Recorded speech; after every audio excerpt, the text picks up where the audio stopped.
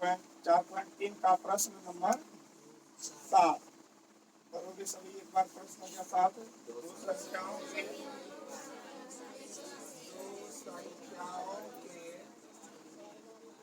वर्गों का अंतर 180 है।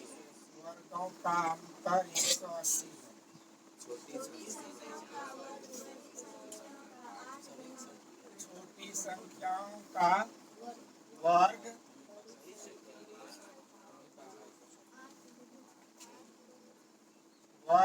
बड़ी संख्या का 8 गुना है। बड़ी संख्या का 8 गुना है।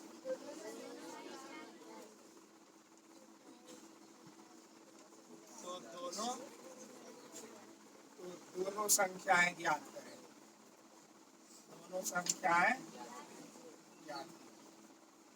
ज्ञात की।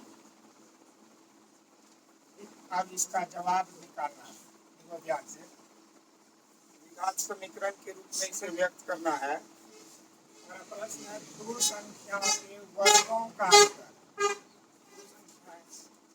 अब दोनों संख्या को मुझे अलग अलग चर के रूप में यहाँ रखना पड़ेगा।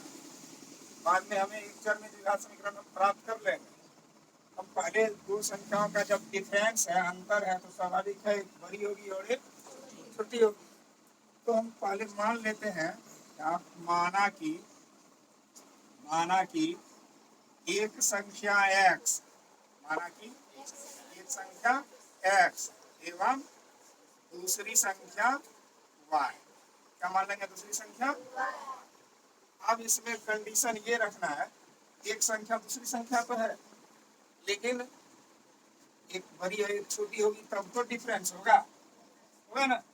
हम लिख देते हैं क्योंकि x बड़ा है y से, या कंडीशन देते हैं, क्या देते हैं?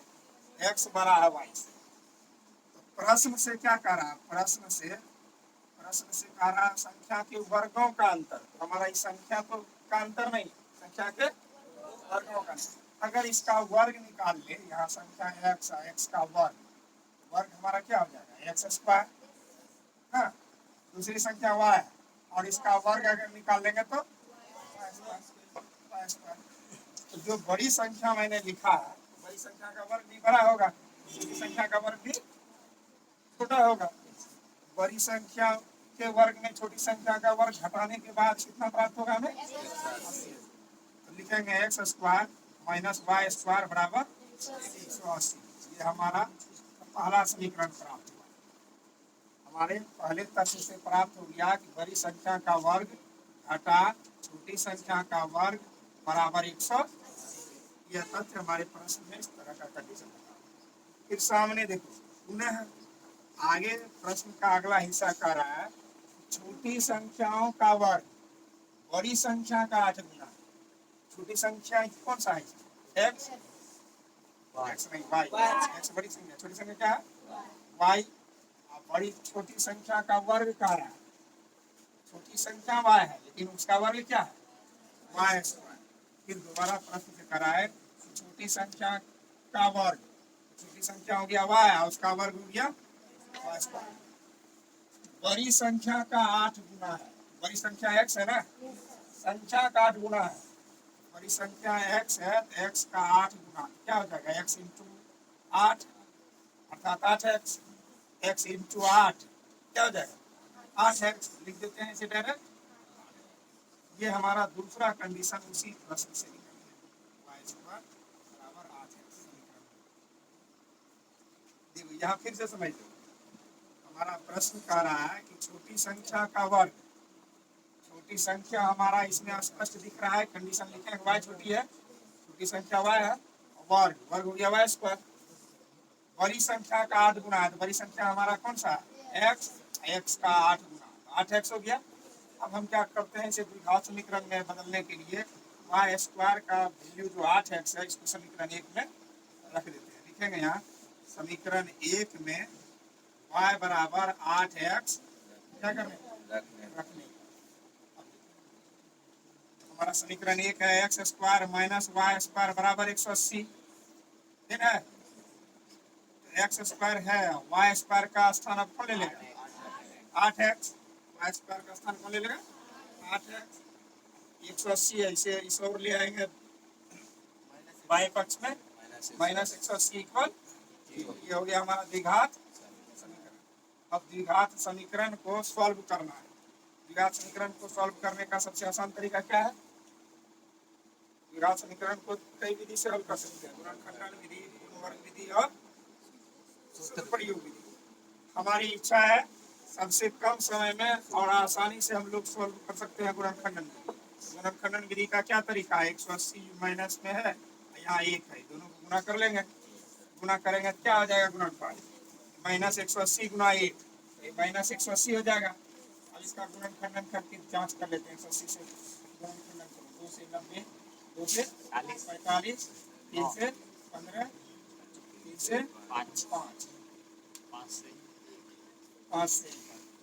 अब हमें यह शर्त हमेशा ध्यान में रखना है कि दो भाग में इस तरह से इसको बांटना है कि जोड़ने के बाद -8x, गुणा करने के बाद कितना हो? माइनस। बताओ कौन से खंड में बांटोगे इसे? 5 या 15, 3 हो जाता है, 5 या 15 गुना 30 गुना 60, नहीं हुआ। आगे बताओ, 3 गुना 6 गुना 12, 5 या ये हो जाएगा, 5 या 15, 12 15 हुआ, लेकिन यहाँ -8x में हमें चाहिए। हाँ, तो हम क्या करेंगे? 18, हाँ, 3 या 9 गुना 18, 5 गुना 10। अब देखो 18 10 स्वाभाविक है, 18 10 का डिफरेंस 8 होगा, लेकिन माइनस में 8 करना है, हम क्या कर देंगे? x² -18x plus 10x। लिख लिया ना? 5 गुना 10, 3 या 9 गुना 18, स्वाभाविक है।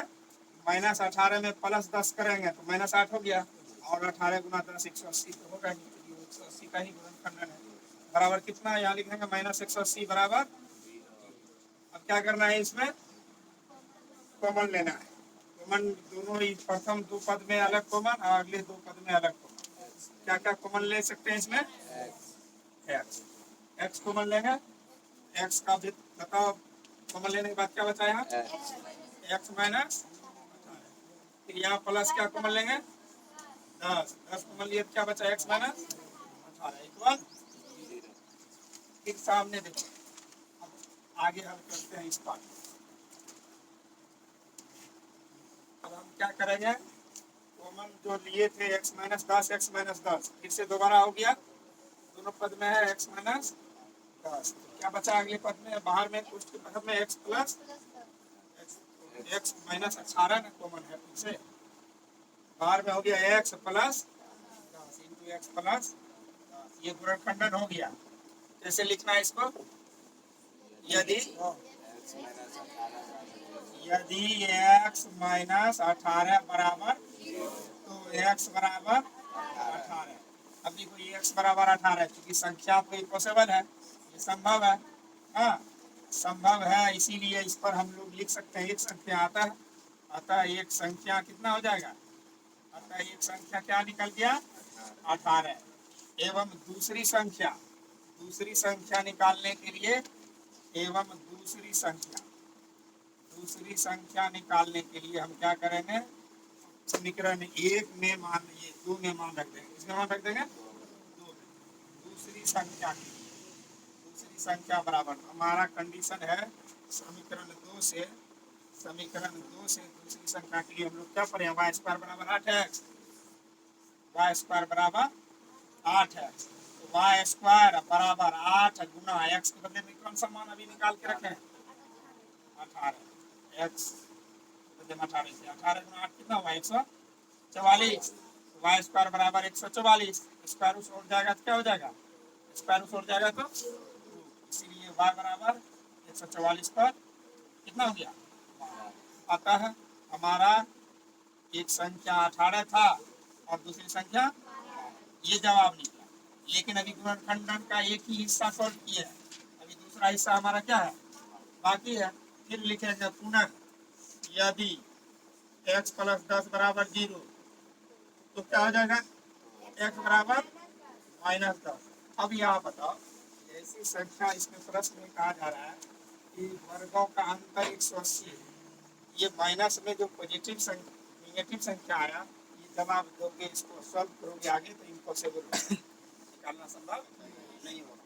यहाँ हम लिख देंगे क्या है ये, असंभव है, असंभव। ये हमारा जवाब हो गया 18 और 12। पहली संख्या 18 और दूसरी संख्या 12। संख्या 8 है। एक रेलगाड़ी एक समान चाल से 360 किलोमीटर दूरी तय करती है। यदि वह चाल में 5 किलोमीटर अधिक लाती तो उसी यात्रा में 1 घंटा समय कम लेता। तो हम लोग क्या करते हैं, जो समान चाल है, एक समान चाल, ये अज्ञात है, इसे मान लेते हैं। लिखते हैं माना कि रेलगाड़ी की एक समान चाल यानी फिक्स चाल इसी को बोला जाता है। एक समान चाल क्या मान लेंगे, x किलोमीटर प्रति घंटा, x किलोमीटर प्रति घंटा। तो दूरी कितना था जो तय करनी है, 360 किलोमीटर, 360 किलोमीटर। इसीलिए समय क्या लग जाएगा, समय बराबर फॉर्मूला जान रहे हैं, दूरी बटा चाल, दूरी बटा चाल यानी दूरी बटा चाल, दूरी ऊपर हो गया चाल, ये समय हो गया घंटे में। फिर पुनः प्रश्न में कहा जा रहा है कि चाल में 5 किलोमीटर रफ्तार क्या हो जा रहा है, तेजी यानी वृद्धि। पुनः लिखेंगे चाल में 5 किलोमीटर प्रति घंटा की वृद्धि होने पर चाल क्या हो जाएगा, जो चाल x था अब वृद्धि हो गया तो x प्लस 5 किलोमीटर प्रति घंटा। दूरी तो वही है, फिर से क्या 360 किलोमीटर। तो अब लगा समय पुनः क्या हो जाएगा, अब लगा समय क्या हो जाएगा, दूरी बटे चाल, 360 हो गया बटे चाल क्या हो गया, x प्लस 5, x प्लस 5। अब ध्यान से देखो, ये समय अपेक्षाकृत कम है क्योंकि रफ्तार ज्यादा है।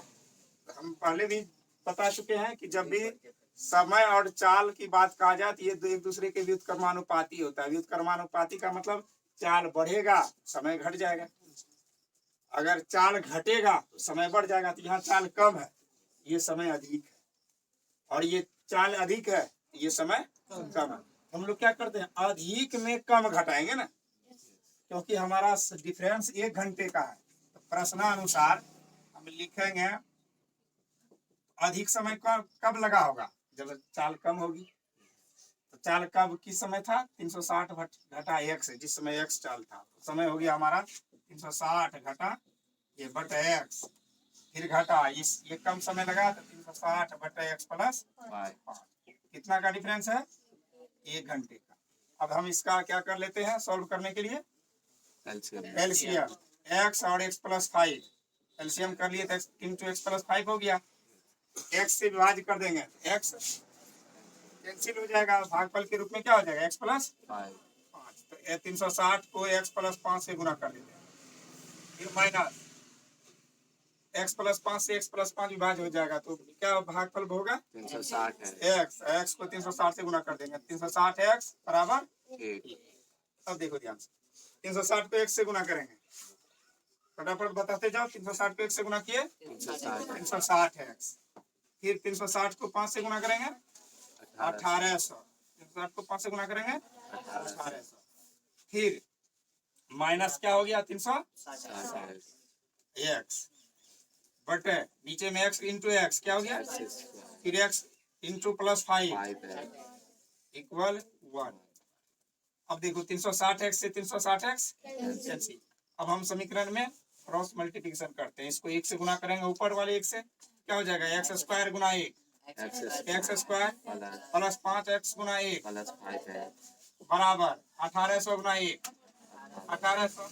अब हम क्या करते हैं, 1800 को इस ओर ले आएंगे, 1800 इस ओर आ जाएगा तो क्या हो जाएगा, x square plus 5x minus 1800 equal 0। ये हमें प्राप्त हो गया द्विघात समीकरण।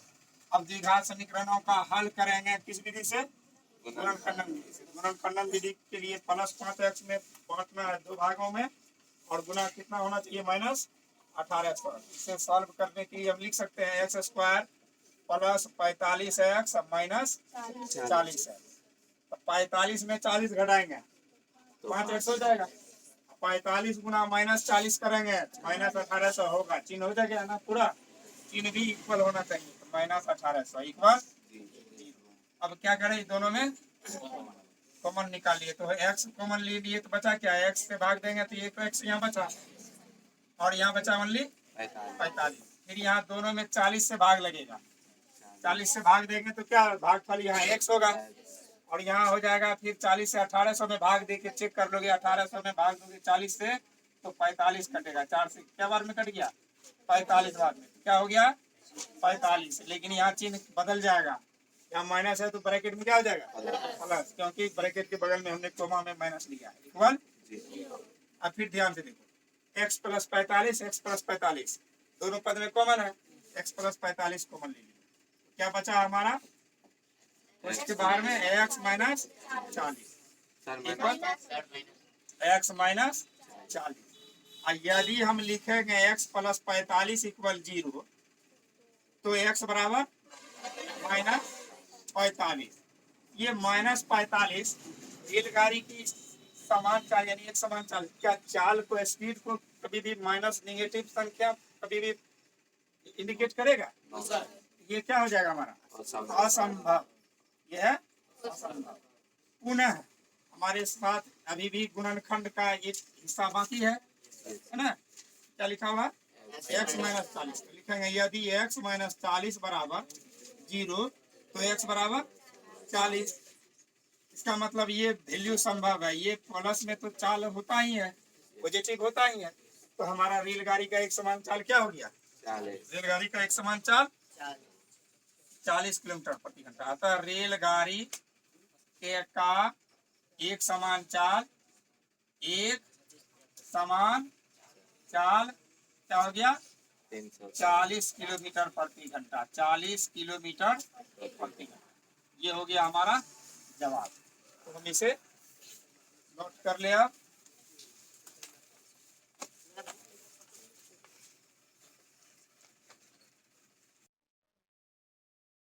तो प्रश्न है हमारा कि 2 पानी के नल एक साथ एक हौज को 9.3/8 घंटे में भर सकते हैं। बड़े व्यास वाला नल को भरने में कम व्यास वाले नल से 10 घंटे का कम समय लगता है। तो प्रत्येक द्वारा अलग से हौज को भरने में लगा समय ज्ञात कीजिए। देखो प्रश्न, ये मान लो ये हमारा हौज है, टंकी है, ये क्या है हौज। इसे 2 प्रकार का नल पानी से भर रहा है। एक नल कम व्यास वाला है, कम व्यास वाला मतलब जिसकी गोलाई कम है, और एक अधिक व्यास वाला है जिसका गोलाई अधिक है। दोनों नल के साथ, दोनों नल को एक साथ खोल दिया जाता है तो ये टंकी जो है, ये टंकी 9.3/8 है, जिसको हम लोग कह सकते हैं 8 9 72 3 75/8 घंटे में पूरा टंकी क्या हो जाता है, भर जाता है। तो प्रश्न ये पूछ रहा है कि अलग से अगर अकेले इस नल को अगर भरने के लिए दिया जाए तो कितना समय लेगा, या फिर बड़े व्यास वाले नल के द्वारा अकेले खोल दिया जाए तो टंकी को भरने में समय क्या लगेगा, अलग अलग ज्ञात करने के लिए कहा जा रहा है।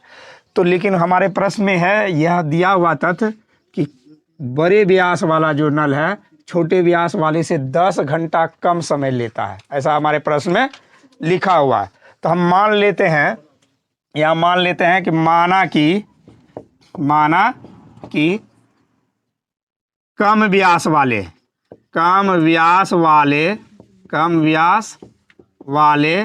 नल को हौज भरने में लगा समय, हौज भरने में लगा समय x घंटे, क्या मान लिए x घंटे।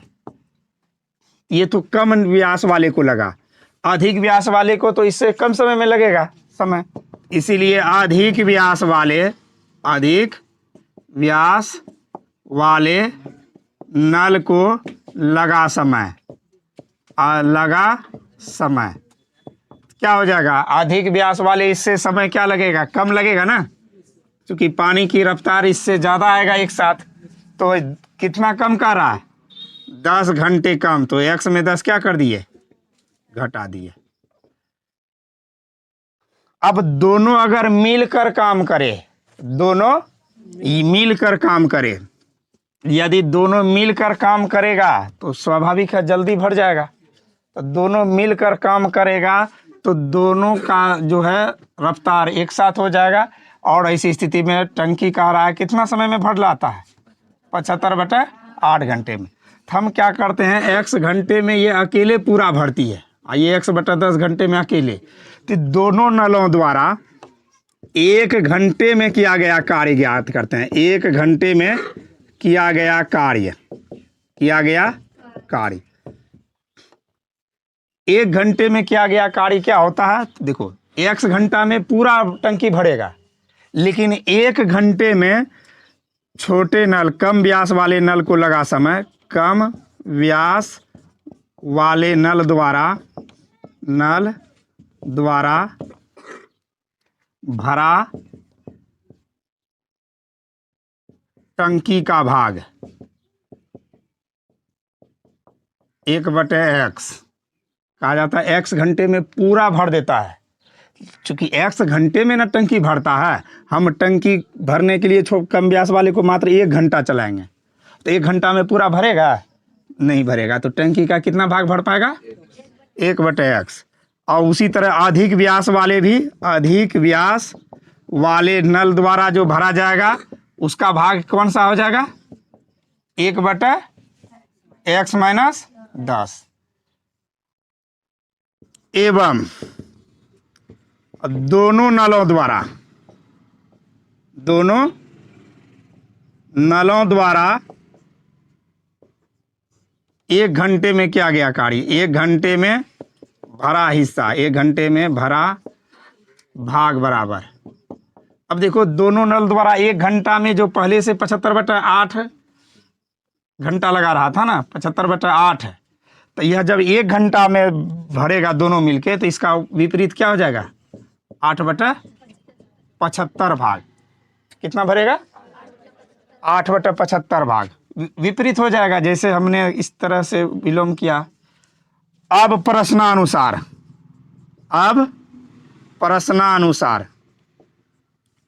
हम क्या करेंगे, 1 घंटे का किया गया कार्य का दोनों वैल्यू निकाल लेते हैं, 1/x प्लस, चूंकि दोनों एक साथ काम करेगा ना, 1/x - 10 बराबर क्या हो जाएगा, 8/75। सभी को हमने इकाई यानी 1 घंटे में किया गया कार्य निकाल लिए। 1 घंटे में 1/x भाग बड़े नल वाला 1/x - 10, और 1 घंटे में जो दोनों नल एक साथ पहले अलग अलग चलता था, तो अब क्या कर लिया, कितना भाग भर दिया, 8/75 भाग। अब इसको सॉल्व करेंगे, क्या हो जाएगा एलसीएम दोनों का, x × x - 10 विभाज्य करो x से, x बार में, तो भागफल क्या हो गया, 1, x + 10 से x + 10, देखो x से विभाग दिए तो 1 बार में कट गया, भागफल तो x - 10 बचा, x - 10 को 1 से गुना करेंगे तो क्या हो जाएगा, फिर x - 10 को भाग देंगे तो भागफल क्या बचेगा, x, और x को 1 से गुना कर दिए, बराबर क्या हो गया, 8 कर लो क्रिया, x और x दोनों मिल जाएगा तो कितना हो गया, 2x माइनस x को x से गुना करेंगे क्या हो जाएगा, नहीं दिख रहा है, सामने लिखते हैं, यहाँ देखो, गुना करो, x ऊपर में x प्लस x कितना हो गया, 2x - 10 ना है, नीचे में हो गया x गुना x, x स्क्वायर, x गुना 10 - 10x बराबर क्या है, 8/75। कर लो सॉल्व, क्रॉस मल्टीप्लिकेशन होता है ना, 8 गुना x स्क्वायर, 8 गुना -10 -80, फिर 75 गुना 2 150x, 75 गुना -10 -750। समीकरण के व्यापक रूप में लाने के लिए सभी पद को एक और ले आते हैं, 8x स्क्वायर माइनस 80x, 150 भी इधर आ जाएगा, माइनस 150x माइनस 750 इधर आएगा, इक्वल 0। अब देखो ध्यान से, 8x स्क्वायर 80 और 50 150 दोनों ऐड हो जाएगा, माइनस में है तो कितना हो जाएगा, माइनस से 230 माइनस 230x अब प्लस इक्वल 0। अब देखो ये हमारा समीकरण हो गया। अब इसे हम क्या कर सकते हैं, कुछ कॉमन पद आता है जिससे भाग दे सकते हैं। किससे भाग दोगे, 2 से भाग दे सकते हैं, 4 से सब में नहीं लगेगा, लगेगा 4 से भाग, तो 4 2 से भाग दे दो। कितना बार में 4 2 से भाग देंगे, 4x स्क्वायर, फिर 2 से इसको भाग देंगे तो माइनस 115x, अब फिर 2 से भाग दोगे तो इसको हो जाएगा 3 2 3 6 300 इक्वल 0। ये हमने कॉमन 2 से भाग देकर द्विघात समीकरण प्राप्त कर लिया। अब बीच वाले को तोड़ना है। देखो 375 गुना 4 होता है 1500, 375 गुना 4 1500। बीच वाले को इस तरह से खंडित करेंगे कि घट जोड़ने के बाद 115 होना चाहिए, गुना करने के बाद 1500। तो हम इसे इस तरह से बांट सकते हैं, 4x स्क्वायर है ना माइनस 100x माइनस 15x। देखो माइनस 100 माइनस 15 तो माइनस 115 हो गया, और 100 गुना 15 करेंगे तो 1500 हो गया, तो प्लस ये हो गया हमारा 375 इक्वल 0। अब दोनों में से अलग अलग कॉमन निकाल लेते हैं। तो क्या कॉमन आ जाएगा, ये दोनों में 4 से भाग लगेगा और 1 से, तो क्या हो गया x घटा 4 से 25 बार में कट गया। फिर ये दोनों में 15 कॉमन आ रहा है, ध्यान से देखो, 15 से भाग दे देंगे तो x बचा, फिर घटा, चिन्ह बदल गया, 15 दूना 30, 15 पचे 75, यहाँ 1 शून्य एक्स्ट्रा बैठ चला आया, शून्य यहाँ नहीं होगा, इक्वल 0।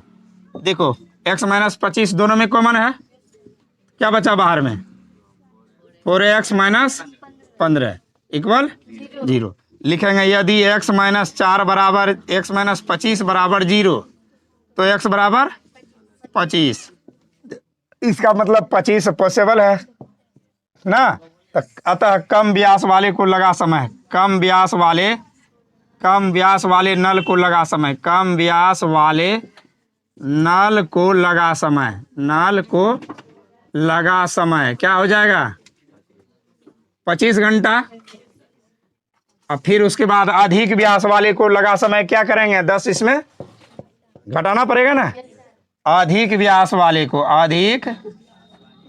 वाले नल को लगा समय बराबर 25 घटा 10, कितना हो जाएगा 15 घंटे। अभी हमारा दूसरा भाग बाकी है ना, बाकी हम इस पर निकालेंगे, पुनः लिखेंगे, पुनः यदि 4x माइनस 15 बराबर 0 तो x बराबर 15/4 हो जाएगा, 15/4। और जब इसमें माइनस 10 करोगे, ध्यान दोगे, ये 10 माइनस करोगे तो ये घटाने के बाद मान आ जाएगा माइनस में, क्या आ जाएगा माइनस में, और माइनस में जब आ जाएगा तो ये मान असंभव है, क्योंकि आगे यह मान क्या हो जाएगा असंभव हो जाएगा। अभी संभव लग रहा है, लेकिन जब इसमें हम माइनस 10 करेंगे, क्या करेंगे माइनस 10 दूसरे बड़े व्यास वाले के लिए, तो ऐसी स्थिति में ये मान क्या दे देगा, माइनस में मान देगा, और निगेटिव मान क्या हो जाता है असंभव। तो हमारा यह सही जवाब हो जाएगा कि कम व्यास वाले को लगेगा समय 25 घंटे और अधिक व्यास वाले को समय लगेगा 15 घंटे। तो यही सही जवाब है, नोट कर लो इसे।